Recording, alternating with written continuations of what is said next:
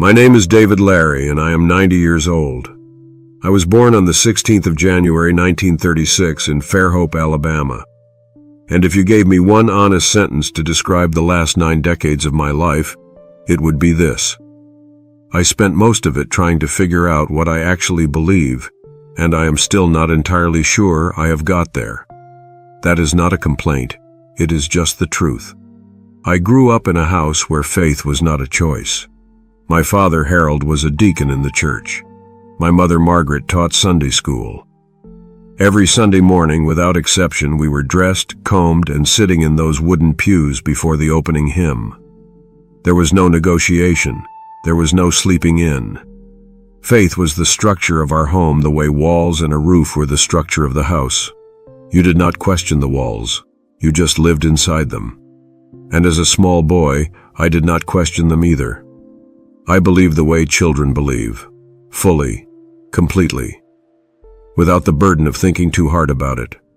God was real, heaven was real, and if you lived right, everything was going to be all right. That was the promise. That was the whole simple, beautiful promise, and I held it the way a child holds a favorite toy, without really examining it, just knowing it was there, and that it was mine. I think about those years sometimes. Sundays after church, sitting on the porch with my mother while she shelled butter beans, the smell of the Alabama heat, the sound of the congregation still singing somewhere in my memory. There was a warmth to that time that I do not want to dismiss. Whatever else happened later in my life, that warmth was real. I want to be careful not to strip it away just because things became more complicated. But things did become more complicated. I was 21 years old when my best friend Raymond died in a car accident. We had grown up together from boyhood. We had fished the same creeks, walked to school together, gotten into the kind of trouble boys get into, and laughed about it afterward. He was 21 years old, same as me. No illness, no warning. A car came around a bend on a wet road, and that was the end of Raymond. I went to his funeral in that same church I had grown up in. I sat in those same wooden pews, and the pastor spoke about God's plan and God's timing and how Raymond was with the Lord now and at peace. And I remember sitting there, listening to those words, and instead of comfort, what I felt was anger. Not dramatic anger. Not the kind that makes a scene. It was quieter than that. It was the kind of anger that sits behind your eyes and does not move. I kept thinking, what plan?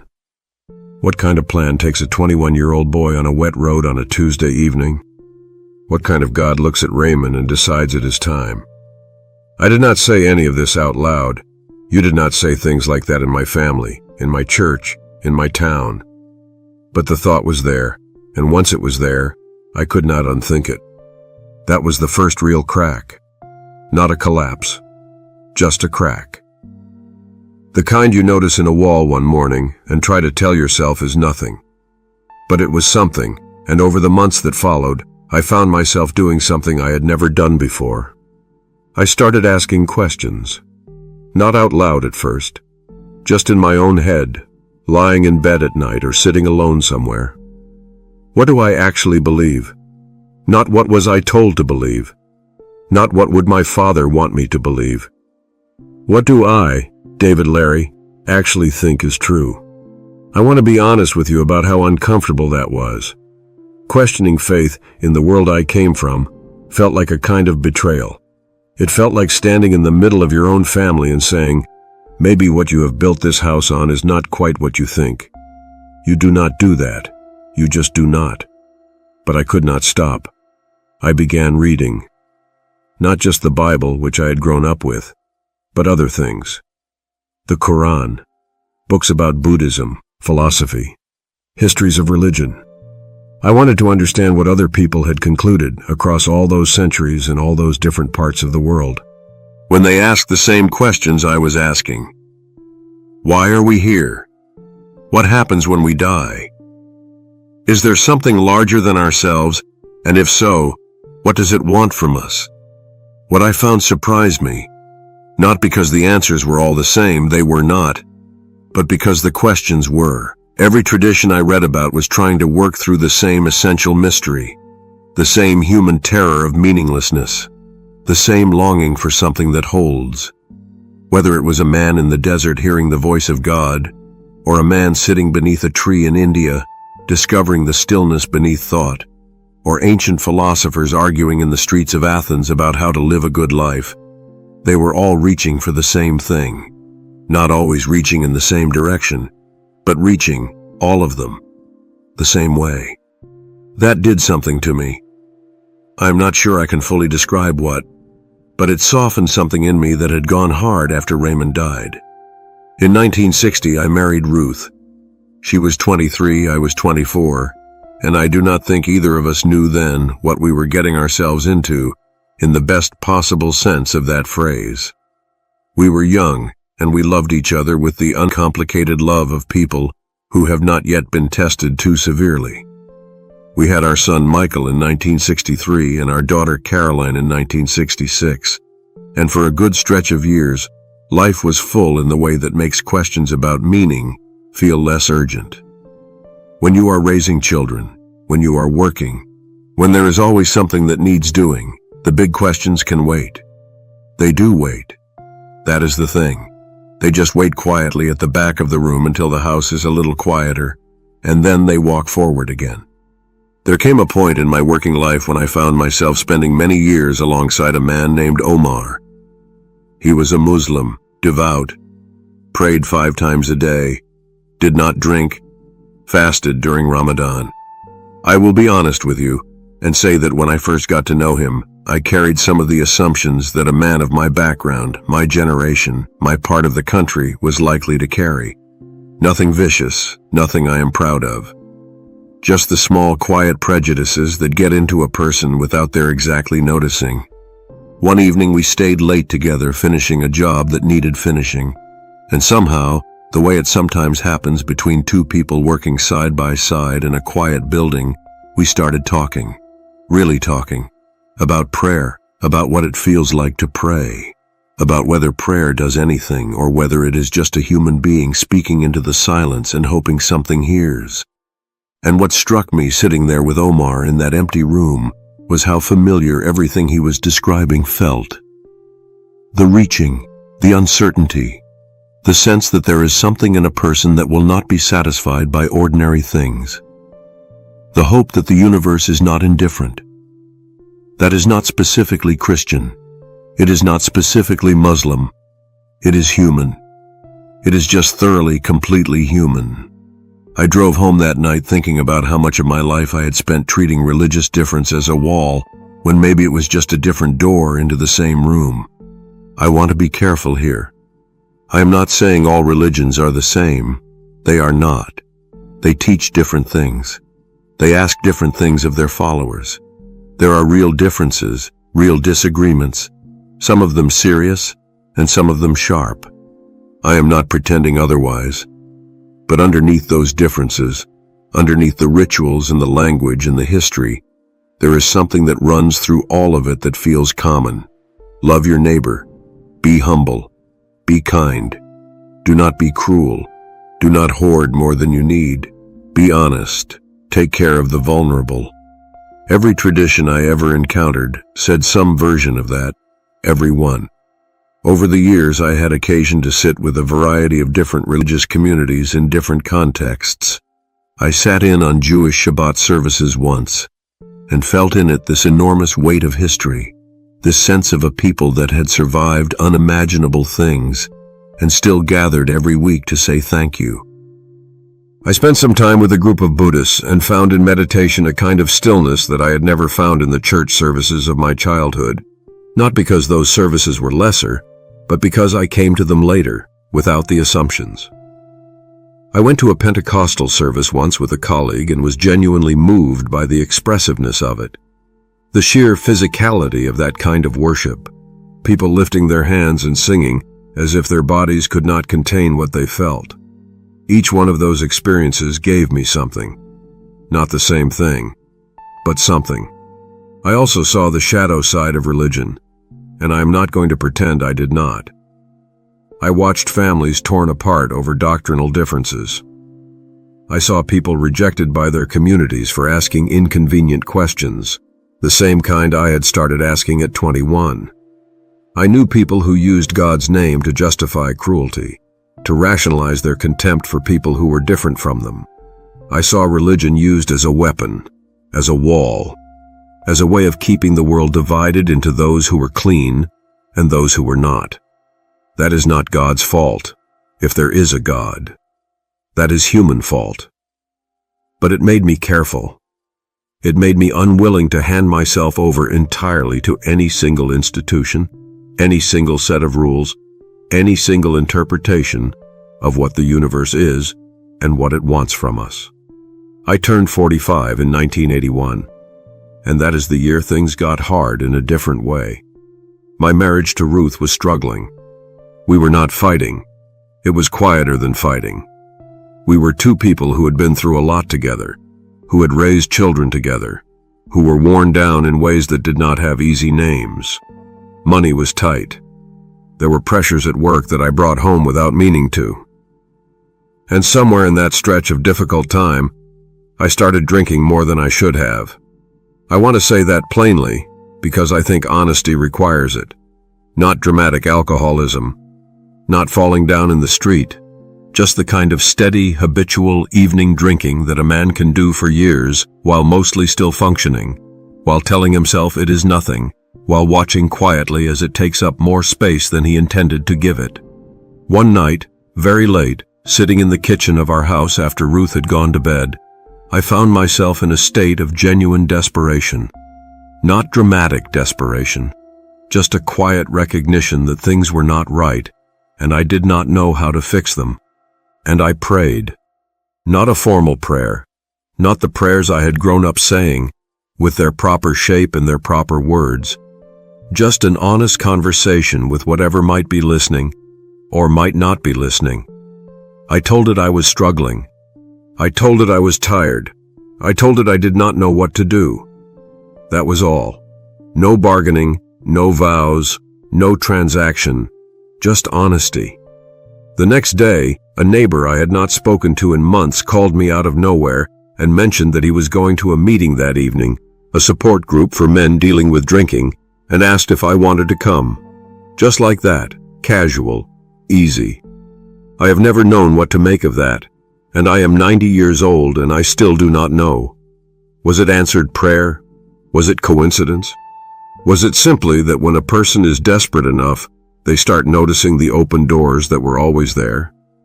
I genuinely cannot tell you. What I can tell you is that it changed things. Slowly. The way good things often happen, slowly and without fanfare. I stopped drinking. Ruth and I found our way back to each other, slowly, over years. We had more good time together than difficult time in the end. I was grateful for that, deeply grateful. Ruth died a few years ago, pancreatic cancer, quick and brutal and final. She was the person who knew me best in the world, and she is gone. And there is a specific kind of quiet that comes after a loss like that, which I do not have words for. You just carry it. My father Harold died when I was 47. My mother Margaret went when I was 60. You lose your parents, and something shifts in how you understand time. You are no longer someone's child in the same way. The generation above you is gone, and now you are the old one, and that is a strange thing to reckon with. And now I am 90. I have 4 great-grandchildren. Michael and Caroline are grown, and they have built good lives. I sit here in this old age, in this quietness that comes at the end of things, and I try to be honest about what I have concluded. I believe there is something, not necessarily the God of my childhood, not necessarily the God described in any single book or tradition, but something. Some quality of the universe that is oriented toward love, toward connection, toward the kind of meaning that a person feels when they are genuinely present with another person. Whether that is God or just the best of human nature, I cannot say for certain. Maybe it does not matter. Maybe the distinction is smaller than we have been taught to believe. What I know is this. The moments in my life that felt most like grace, most like something larger than ordinary luck, were always moments of connection. The conversation with Omar late in that quiet building, the neighbor calling at exactly the right time. Ruth's hand in mine in the hard years and in the good ones. My children learning to walk. Raymond laughing at something stupid we had done together on a summer afternoon before the wet road took him. Those moments, those were the real thing, whatever the real thing is. Religion, at its best, is a system for creating more of those moments, for reminding a person to pay attention, to be humble, to be kind, to take care of the people around them, to remember that they are not the center of everything.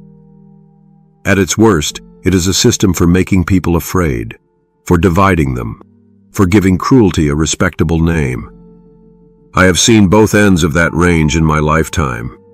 I have not attended church regularly in many years, but I have not abandoned whatever it was that church was pointing at. I still pray, in my own quiet, unpolished way. I still feel something when I sit in silence. I still believe, in some fundamental way that I cannot fully articulate, that love matters, that kindness matters, that the way you treat the person in front of you matters in ways that outlast you. That is what I have got. After 90 years and all the reading and all the conversations and all the loss and all the love, that is what I have been able to hold on to. And now I want to speak to you, not to lecture you, not to tell you what to believe or how to live. I have no interest in doing that. But I have been on this earth for a long time, and I have watched people, and there are some things I wish I had understood earlier. So I'm going to share them with you honestly. You are young, or younger than I am at any rate, and you have time, real, actual time. Not the abstract idea of time, but the lived experience of waking up tomorrow and having another day. That is the most extraordinary gift I can think of, and I am aware that when you're in the middle of it, it does not feel like a gift. It just feels like Tuesday. But from where I sit, that Tuesday is worth everything. Do not spend it in a fog. That is the first thing I want to say. Not the fog of drinking, which was my particular fog, but any kind of fog. The fog of distraction, of scrolling through things that do not matter, of saying yes to the wrong things because you were not paying attention to what you actually wanted. The fog of letting years pass while you were waiting for some better version of your life to start. This is your life, not the one coming later. This one, right now. The second thing is about the questions that feel too big to ask. Ask them. I waited too long to ask mine, and I spent years living inside beliefs that did not quite fit because I did not know how to say that they did not fit. There is nothing dangerous about a sincere question. The danger, I think, is in pretending you do not have them, in keeping quiet because someone else's certainty makes you feel that your doubt is a failure. Doubt is not a failure. Doubt is honest, and honesty is, as far as I can tell, the only real foundation for anything. The third thing is about the people in your life, not the idea of them, the actual people, the ones who are present right now. I think about all the conversations I delayed, all the Sunday afternoons I let pass without calling someone I should have called, all the moments of presence I traded away for something less. I cannot get those back. I know that clearly now, and it is a weight I carry. Call the person. Have the conversation. Be in the room. That is not a small thing. That is the whole thing, dressed up in ordinary clothes so you almost miss it. The fourth thing is about discipline, but I want to be careful how I say this because the word gets used in ways that make it sound like punishment. What I mean is something simpler. The ability to keep your promises to yourself. To say you are going to do something and then do it. Not because someone is watching, but because you are watching. Because who you are in the small private moments is who you actually are, and you know it, even when no one else does. Build that. Build the version of yourself that you can look at honestly and feel steady about. Not perfect, not polished, steady. There is a difference. The steadiness comes from discipline, from living in accordance with your own values, and it is worth more than almost anything else I can think of. The fifth thing is about the way you treat yourself. Not in the language of self-improvement, not in the language of wellness or optimization or any of that. Just in the plain, ordinary sense of being kind to yourself the way you would be kind to someone you love. I spent too much of my life treating my own struggles as evidence of weakness. Too much time being harsh with myself for being human. That harshness did not make me better.